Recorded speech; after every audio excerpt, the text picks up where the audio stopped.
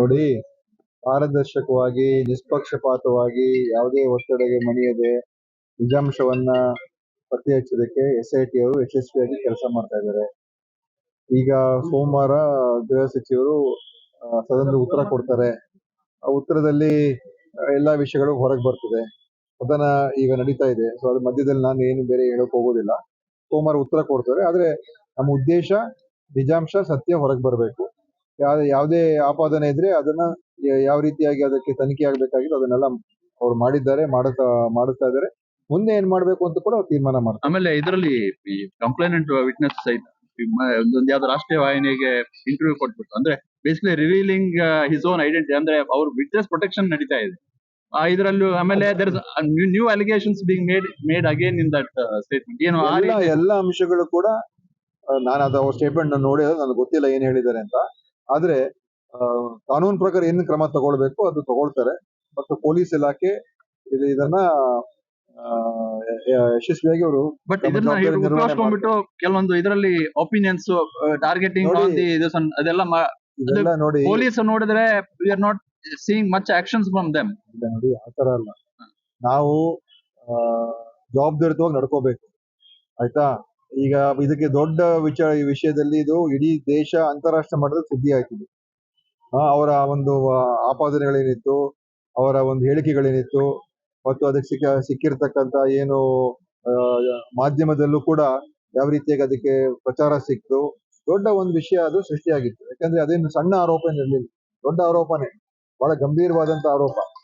ಅದರಿಂದ ಅದನ್ನ ನಾವು ಈಗ ಈ ಒಂದು ಒಳ್ಳೆಯ ತನಿಖೆ ಮಾಡಿರೋದ್ರಿಂದ ಯಾರಿಗೂ ಅನುಮಾನ ಇಲ್ಲ, ತನಿಖೆ ಬಗ್ಗೆ ಅನುಮಾನ ಇಲ್ಲ. ಸೊ ಸತ್ಯ ಹೊರಗೆ ಬಂದಾಗ ಯಾರು ಏನೇ ಮಾತಾಡೋದು ಕೂಡ ಸತ್ಯಾಂಶ ಏನು ಜನರ ಮುಂದೆ ನಾವು ಇಡ್ತೀವಿ. ಅದಕ್ಕೋಸ್ಕರ ಅದು ಮುಖ್ಯ ಇದೆ. ಯಾರು ಏನೇನೋ ಹೇಳಿಕೆಗಳು ಕೊಡೋದಕ್ಕೆ ನಾವು ರಿಯಾಕ್ಟ್ ಮಾಡಕ್ ಆಗಲ್ಲ. ನಿಜಾಂಶ ಏನು, ಸತ್ಯ ಏನು, ಸಾಕ್ಷಿ ಏನಿದೆ, ಪ್ರೂಫ್ ಏನಿದೆ, ಎವಿಡೆನ್ಸ್ ಏನಿದೆ, ಅದ್ರ ಪ್ರಕಾರ ನಮ್ಮ ಸರ್ಕಾರ ನಡ್ಕೊಳ್ತದೆ, ಪೊಲೀಸ್ ಇಲಾಖೆ ನಡ್ಕೊಳ್ತದೆ. ಇರ್ಬೋದು, ಅದನ್ನು ಕೂಡ ತಿಳ್ಕೊಬೇಕಾಗ್ತದೆ. ಏನಾದ್ರೂ ಆತರ ನಡೆದಿದ್ರೆ ಅದನ್ನು ಕೂಡ ತನಿಖೆ, ಯಾಕಂದ್ರೆ ಯಾವುದನ್ನು ಕೂಡ ನಾವು ಅಲ್ಲಗಳಿಕ್ ಸಾಧ್ಯ ಇಲ್ಲ. ಎಲ್ಲವೂ ಕೂಡ ತನಿಖೆ ಮುಖಾಂತರನೇ ಗೊತ್ತಾಗ್ಬೇಕು. ನಮ್ಮ ಅಭಿಪ್ರಾಯ ಏನೇ ನನ್ನ ಅಭಿಪ್ರಾಯನೇ ಏನೇ ಇರ್ಬೋದು, ನನ್ನ ವೈಯಕ್ತಿಕ ಅಭಿಪ್ರಾಯನೂ ಏನೇ ಇರ್ಬೋದು. ಆದ್ರೆ ಅದೆಲ್ಲ ನಾನು ಹೇಳೋದು ನಿಜಾನ ಸುಳ್ಳು ಅಂತ ಅದು ಪ್ರೂವ್ ಆಗ್ಬೇಕಾದ್ರೆ ಅದು ತನಿಖೆ ಮುಖಾಂತರನೇ ಗೊತ್ತಾಗುತ್ತೆ. ಅದರಿಂದ ಸ್ಪಷ್ಟ ತನಿಖೆ ಆಗ್ತದೆ, ಎಲ್ಲಾ ವಿಷಯದಲ್ಲೂ ಕೂಡ ತನಿಖೆ ಆಗುತ್ತೆ ಅಂತ ನಾನು ಅನ್ಕೊಂಡಿದ್ದೀನಿ. ನೋಡಿ, ಅದು ಪೊಲೀಸರು ತೀರ್ಮಾನ ಮಾಡ್ತಾರೆ ಅಂತ ಹೇಳಿದ್ರೆ ಇದು ಅಲ್ಲಿ ಸುಲಭವಾದ ಕೆಲಸ ಏನಲ್ಲ. ಇದು ಆ ಕಾಡು ಪ್ರದೇಶದಲ್ಲಿ ಹೋಗಿ ನಿಂತು ಈ ಮಳೆ ಮಧ್ಯದಲ್ಲಿ ಹೋಗೋದು ಅಗಿಯೋದು ಅದೇನು ಸುಲಭ ಕೆಲಸ ಏನಲ್ಲ. ಅದರಿಂದ ಪೊಲೀಸ್ ಅವರು ಜವಾಬ್ದಾರಿತವಾಗಿ ನಡ್ಕೊಂಡಿದ್ದಾರೆ. ಅವರು ಕೂಡ ಬಹಳ ತ್ರಾಸ ಆಗಿದೆ, ತೊಂದರೆ ಆಗಿದೆ, ಆದ್ರೂ ಅವರು ತಮ್ಮ ಡ್ಯೂಟಿಯನ್ನ ಮಾಡಿದ್ದಾರೆ. ಸೊ ಈಗ ಮುಂದೆ ಏನ್ ಮಾಡ್ಬೇಕು ಅಂತ ಸೋಮವಾರ ನಮ್ಮ ಗೃಹ ಸಚಿವರು ಹೇಳ್ತಾರೆ. ನನಗ್ ಗೊತ್ತಿಲ್ಲ, ಇದು ಅವ್ರಿಗೆ ಪೊಲೀಸರು ತೀರ್ಮಾನ ಮಾಡ್ತಾರೆ. ನಾವು ಅವ್ರಿಗೆ ಮುಕ್ತವಾದಂತ ಅವಕಾಶ ಮಾಡಿಕೊಟ್ಟಿದೀವಿ, ಯಾವುದೋ ಹಸ್ತಕ್ಷೇಪ ಇಲ್ಲ. ಅವ್ರು ಏನು ಅವ್ರಿಗೆ ಅನ್ಸುತ್ತೆ ಅವರ ಒಂದು ತನಿಖೆಯ ಮುಖಾಂತರ ಮತ್ತು ಬೇರೆ ಬೇರೆ ಅವ್ರಿಗೆ ಸಿಕ್ಕಿರುವಂತ ಮಾಹಿತಿಗಳು, ಬೇರೆ ಬೇರೆ ಮೂಲಗಳಿಂದ ಸಿಕ್ಕಿರುವಂತ ಮಾಹಿತಿಯ ಮುಖಾಂತರ ಅವ್ರು ತೀರ್ಮಾನ ಮಾಡ್ತಾರೆ. ಅವರ ಏನ್ ಕ್ರಮ ತಗೊಳ್ಳೋದು ಕೂಡ ಅವರು ಮಾಡಬಹುದು.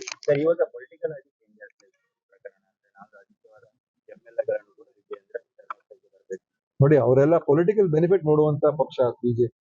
ಅವ್ರಿಗೆ ಇದೇ ಬೇಕು ಯಾವಾಗಲೂ. ಯಾಕೆಂದ್ರೆ ಮೊದಲು 10 ದಿವಸ ಏನು ಮಾತಾಡ್ಲೇ ಇಲ್ಲ ತಾನೆ. ಮೊದಲು ಶುರು ಆದಾಗ ಎಲ್ರು SIT ಮಾಡಿ ಅವರು ಎಲ್ಲ ಹೇಳಿಕೆಗಳು ಕೊಟ್ರು. ಮತ್ತೆ 10 ದಿವಸ ಯಾರು ಬಾಯಿ ಬಿಚ್ಚಲಿಲ್ಲ. ಈಗ ಎಲ್ಲ ವಿಷಯಗಳು ಹೊರಗೆ ಬರ್ತಾ ಇರೋದ್ರಿಂದ ಇದನ್ನ ಹೇಗೆ ಅವರ ರಾಜಕೀಯ ಲಾಭಕ್ಕೆ ಉಪಯೋಗಿಸ್ಕೋಬಹುದು, ಇದು ಅವ್ರ ಲೆಕ್ಕಾಚಾರ. ಈಗ ನಮ್ಗೆ ಅದ್ ಬೇಕಾಗಿಲ್ಲ. ನಮ್ಗೆ ನಿಜಾಂಶ ಹೊರಗೆ ಬರ್ಬೇಕೆ ಹೊರತು ಇದು ಲಾಭ ನಷ್ಟದ ಪ್ರಶ್ನೆ ಅಲ್ಲ. ಈಗ ಬಿಜೆಪಿ ಇದರಲ್ಲಿ ರಾಜಕೀಯ ಲಾಭ ತಗೊಳ್ಳೋಕ್ ಪ್ರಯತ್ನ ಮಾಡಿದ್ರೆ ಅದು ಅವ್ರ ಹಳೆ ಸ್ಟ್ರಾಟಜಿ. ಅದು ಯಾವಾಗ್ಲೂ ಅದನ್ನೇ ಮಾಡೋದವ್ರು. ಧಾರ್ಮಿಕ ವಿಚಾರದನ್ನು ಉಪಯೋಗಿಸ್ಕೊಳ್ಳೋದೇ ಅವ್ರ ಸ್ಟ್ರಾಟಜಿ. ಏನು ಇಲ್ಲ, ನಾನು ಹೇಳಿದ ಅನೇಕ ಸಂಘಟನೆಗಳು, ಅನೇಕ ವ್ಯಕ್ತಿಗಳು, ಅದರಲ್ಲಿ ಎಡಪಂಥೀಯ ಸಂಘಟನೆಗಳು ಕೂಡ ಅನೇಕ ಜನ ಅದಕ್ಕೆ ಒತ್ತಡ ಹಾಕಿದ್ರು. ಅದಕ್ಕೆ SIT ಆಗಿದ್ದು. ಧರ್ಮಸ್ಥಳ ವೀರೇಂದ್ರ ಹೆಗಡೆ ಅವರು ಕೂಡ ಹೇಳಿದ್ರು SIT ಆದ್ರೆ ಒಳ್ಳೇದು ಅಂತ. ಅನೇಕ ಬೇರೆ ಜನ ಎಲ್ಲರೂ ಹೇಳಿದ್ರು. ನ್ಯಾಯಾಧೀಶರು ಗೋಪಾಲ್ ಗೌಡ್ರು ಹೇಳಿದ್ರು. ಆತರ ಅನೇಕ ಜನ ಹೇಳಿದ್ದಾರೆ.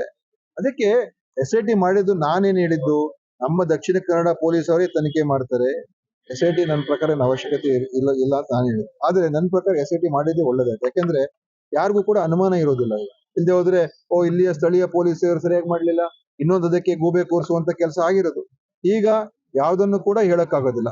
ಪೊಲೀಸ್ ಅವರು ಒಂದು ಒಳ್ಳೆ ಅಧಿಕಾರಿಗಳು ಬಂದಿದ್ದಾರೆ, ಅವ್ರು ತನಿಖೆ ಮಾಡಿದ್ದಾರೆ, ಯಾರ್ ಒತ್ತಡಕ್ಕೂ ಇದಿಲ್ಲ. ಅದರಿಂದ SIT ಆಗಿದ್ದೇ ಒಳ್ಳೇದಾಯ್ತು. ಆಮೇಲೆ ದೂರುದಾರ ಹೇಳಿದಂತೆ ಹೆಣ್ಮಕ್ಳಿಗೆ ಆ ರೀತಿ ಆಗಿದೆ ಅಸೆಂಬ್ಲಿಯಲ್ಲಿ ಕೂಡ ಕ್ರಮ ನೋಡಿ, ನಾನು ಈಗ ತನಿಖೆ ವಿಚಾರ ಮಾತಾಡಕ್ ಹೋಗಲ್ಲ. ಸದನ ನಡೀತಾ ಇದೆ. ಗೃಹ ಸಚಿವರು ಪರಮೇಶ್ವರ್ ಅವರು ಮತ್ತು ಬಹುಶಃ ಮುಖ್ಯಮಂತ್ರಿಯವರು ಕೂಡ ಇದ್ರ ಬಗ್ಗೆ ಹೇಳಿಕೆ ಕೊಡ್ಬೋದು. ಅದರಿಂದ ಸೋಮವಾರ ಅವ್ರು ಹೇಳ್ತಾರೆ. ಇದ್ರ ಮುಚ್ಚಾಕುವಂಥದ್ದು ಏನೂ ಇಲ್ಲ, ಅಥವಾ ಇದನ್ನ ದುರುಪಯೋಗ ಪಡಿಸುವಂಥದ್ದು ಕೂಡ ಏನೂ ಇಲ್ಲ. ನಾನು ಮೊದಲು ಕೂಡ ಹೇಳಿದೆ, ಅಸೆಂಬ್ಲಿಲೂ ಕೂಡ ಅದನ್ನೇ ಹೇಳ್ದೆ ನಾನು.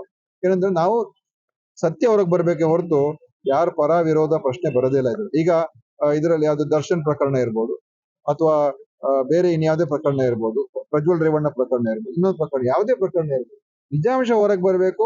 ತಪ್ಪಾಗಿದ್ರೆ ಶಿಕ್ಷೆ ಆಗ್ಬೇಕು, ಅಮಾಯಕರಿಗೆ ತೊಂದರೆ ಆಗ್ಬಾರ್ದು. ಬಟ್ ಇದು ರೆವೆನ್ಯೂ ಫಾರ್ ಸ್ಟೇಟ್. ಇನ್ನೊಂದೇನಂದ್ರೆ, ಪ್ರತಿ ಸಲ ಮಂಜುನಾಥ ಸ್ವಾಮಿಗೆ, ಮಂಜುನಾಥ ಧರ್ಮಸ್ಥಳ ಪುಣ್ಯಕ್ಷೇತ್ರಕ್ಕೆ ಹೆಸರು ಕೆಡ್ತಾ ಇದೆ. ಅದು ಇದಕ್ಕೂ ಸಂಬಂಧನೇ ಇಲ್ಲ, ಆಯ್ತಾ. ಮಂಜುನಾಥ ಸ್ವಾಮಿ ಆ ದೇವಸ್ಥಾನದ ಪವಿತ್ರತೆ ಎಲ್ಲೂ ಹಾಳಾಗಿಲ್ಲ, ಆಯ್ತಾ. ಕ್ಷೇತ್ರದಲ್ಲಿ ಹೋಗಿ ಏನೋ ಇದು ಅಗದಿಲ್ಲ, ಎಲ್ಲ ಕಾಡಲ್ಲಿ ಹೋಗಿ ಅಗ್ದಿರೋದು, ಆಯ್ತಾ. ಇದು ಸುಮ್ಮನೆ ಇದು ಅನಾವಶ್ಯಕವಾಗಿ ಬಿಜೆಪಿಯವರು ಇದಕ್ಕೆ ಅದನ್ನ ಒಂದು ತಿರುಚಿ ಅವರೇ ಉದ್ದೇಶಪೂರ್ವಕವಾಗಿ ಹೆಸರಾಳು ಮಾಡ್ತಾ ಇದ್ದಾರೆ. ಬಟ್ ಅಲ್ಲಿ ಯಾರು ಕೂಡ ನೋಡಿ, ಉತ್ಖನನ ಆಗಿದ್ದು ಟೆಂಪಲ್ ಹತ್ರನೇ ಬಂದು ಒಂದು ಉತ್ಖನನ ಆಯ್ತು ಆಗಿದೆ. ಅದರಿಂದ ಏನ್ ಪವಿತ್ರತೆ ಹಾಳಾಗ್ತದೆ? ದೇವರು ಅಷ್ಟು ಏನು ಭಕ್ತಾದಿಗಳಿಗೆ ಭಕ್ತಿಗೆ ಇಷ್ಟು ಸುಲಭವಾಗಿ ಯಾರು ನಂಬಿಕೆ ಕಳ್ಕೊಳ್ಳೋದಿಲ್ಲ, ಆಯ್ತಾ. ಅದಕ್ಕೋಸ್ಕರ ದಯವಿಟ್ಟು ಈ ರೀತಿಯಾಗಿ ಪ್ರತಿಬಿಂಬಿಸುವಂತದ್ದು ಬೇಕಾಗಿಲ್ಲ. ಸಾಮಾಜಿಕ ಜಾಲತಾಣದಲ್ಲಿ ಅಪಪ್ರಚಾರ ಮಾಡ್ತಿದ್ದಾರೆ ಅನ್ನೋದು ಅದು ನಮ್ ದೇಶದಲ್ಲ ಇದ್ದೇ ಇದೆ. ಈಗ ಎಷ್ಟೆಲ್ಲ ಇವ್ರು ಅಪಪ್ರಚಾರ ಮಾಡಿಲ್ವಾ? ಈ ಬಲಪಂಥೀಯರು ಎಷ್ಟು ಅಪಪ್ರಚಾರ ಮಾಡಿದ್ದಾರೆ. ಪರೇಶ್ ಮೇಸ್ತಾ ಎಷ್ಟು ಅಪಪ್ರಚಾರ ಮಾಡಿದ್ರು ಇಡೀ ದೇಶದಲ್ಲಿ, ಇಡೀ ಕರಾವಳಿಯಲ್ಲಿ. ಇವ್ರು ಅಪಪ್ರಚಾರ ಮಾಡಿದಾಗ ಏನು ತೊಂದರೆ ಇಲ್ಲ, ಇನ್ನೊಬ್ಬರು ಮಾಡಿದಾಗ ಮಾತ್ರ ಬಿಜೆಪಿ ಅವ್ರಿಗೆ ತೊಂದರೆ. ಇವ್ರೆ ಎಷ್ಟು ವಿಷಯಗಳ ಅಪಪ್ರಚಾರ ಮಾಡಿದ್ರು ಹೇಳಿ. ಸಣ್ಣ ಸುದ್ದಿಗಳು ತಗೊಳ್ಳೋದು, ಅದನ್ನ ದೊಡ್ಡದಾಗಿ ಮಾಡಕ್ ಹೋಗೋದು, ಮತ್ತು ಅದಕ್ಕೆ ಒಂದು ಕೋಮು ಬಣ್ಣವನ್ನು ಹಚ್ಚಕ್ ಹೋಗೋದು, ದ್ವೇಷವನ್ನು ಹೆಚ್ಚು ಮಾಡೋದು. ಇವ್ರು ಯಾವಾಗ ಅಪಪ್ರಚಾರದಲ್ಲೇ ನಂಬಿಕೆ ಇರ್ತಕ್ಕಂಥದ್ದು ಭಾರತೀಯ ಜನತಾ ಪಾರ್ಟಿ ಮತ್ತು ಸಂಘ ಪರಿವಾರ. ಸೊ ಇದು ಇನ್ನೊಬ್ರು ಮಾಡಿದಾಗ ಅವ್ರಿಗೆ ಅದೇ ಅರ್ಥ ಆಗ್ತಾ ಇದೆ. ನಾವು ಮಾಡಿದ್ದು ಕೂಡ ಅದೇನೆ, ಇವ್ರು ಮಾಡ್ತಾ ಇರೋದು ಕೂಡ ಅದನ್ನೇ ಅಂತ ಗೊತ್ತಾಗ್ಲಿ. SITಗೆ ಬೇರೆ ಬೇರೆ ಹಿಂದಿನ ದೂರುಗಳು ಕೂಡ ದಾಖಲಾಗ್ತದೆ. SIT ಪರ್ಟಿಕ್ಯುಲರ್ ಆಗಿ ನೋಡಿ, ಇವ್ರದ್ದು ಮಾತ್ರ ದೂರುಗಳಿಗೆ ಎಲ್ಲ ನೋಡಿ, ದೂರುಗಳು ನಾನು ದೂರು ಕೊಡ್ಬೋದು. ಏನಾದ್ರು ಒಂದು ಬೇಕಲ್ಲ, ಅದು ಇವ್ರು ಮಾತ್ರ ಸೊ ಅದು ಅವ್ರು ತೀರ್ಮಾನ ಮಾಡ್ತಾರೆ. ಆಮೇಲೆ ಇದು ರೆವೆನ್ಯೂ ವೈಸ್ ಅಂದ್ರೆ ಪುತ್ತೂರು ರೆವೆನ್ಯೂ ಈಗ AC is there all over. ಈಗ ಇದರಿಂದ ನಿಮ್ಮ ರೆವೆನ್ಯೂ ಎಫೆಕ್ಟ್ ಆಗ್ಲಿಲ್ವಾ? ಅಂದ್ರೆ to have an official like this. ನೋಡಿ, ಈಗ ನೀವು SIT ಮಾಡಬಾರ್ದಾಗಿದ್ದು ಅಂತ ಹೇಳ್ತೀರಾ? ಅಲ್ಲ ನಾನು ಅನ್ನೋದು ಅಥವಾ ಈ ತನಿಖೆ, ನಿಮ್ಮ ಅಭಿಪ್ರಾಯ, ಈ ತನಿಖೆ ಮಾಡಬಾರ್ದಲ್ಲ ಅದನ್ನ ಹೇಳ್ಬಿಡಿ. ಯಾಕೆ ಮಾಡಿದ್ರಿ ಅಂತ ಕೇಳಿ ನೀವು. ಅಲ್ಲ, ನಾ ಅದಕ್ಕೆ ಹೇಳ್ತಾ ಇಲ್ಲ. ವಾಟ್ ಕಾಸ್ಟ್ ಅಂದ್ರೆ ಈಗ an official of that line.